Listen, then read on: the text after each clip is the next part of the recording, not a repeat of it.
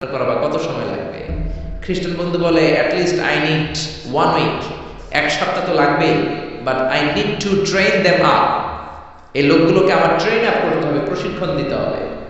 এক সপ্তাহের টানা প্রশিক্ষণ এবং ট্রেনিং দিতে পারলে 20 লক্ষ খ্রিস্টানকে আমি প্যারালাল সার্কেল গোল গোল করে দাঁড় করাতে পারবো। মুসলিম বন্ধু বলল ফাইন। মুসলিম বন্ধুর মাথায় একটাই চিন্তা, কেমন করে কালিমার দাওয়াত দেওয়া যায়, যখন ঠিক কিনা।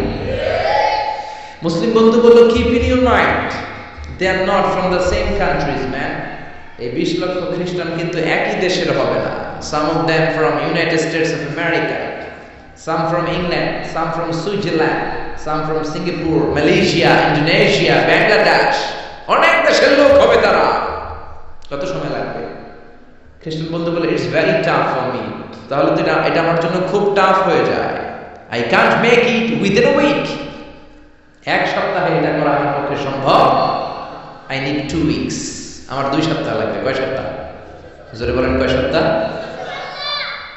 2 সপ্তাহ লাগবে। মুসলিম বন্ধু বলল কিপ ইন ইউর মাইন্ড, এটা তোমার মাথায় রেখো, they are not from the same languages. এই 20 লক্ষ খ্রিস্টান কিন্তু একই ভাষাভাষীর নয়। তাদের কেউ কথা বলবে ইংরেজিতে, কেউ উর্দুতে, কেউ চাইনিজ, কেউ মান্দারিন, কেউ উর্দু, কেউ হিন্দি, কেউ সিন্ধি, কেউ বাংলা, কেউ টার্কিশ, কেউ মালায়া, কেউ সুহাইলি।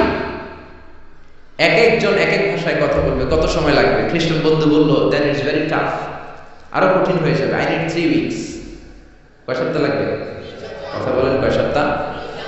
3 সপ্তাহ লেগে যাবে। মুসলিম বন্ধু বলল কিপ ইন ইউর মাইন্ড, এটা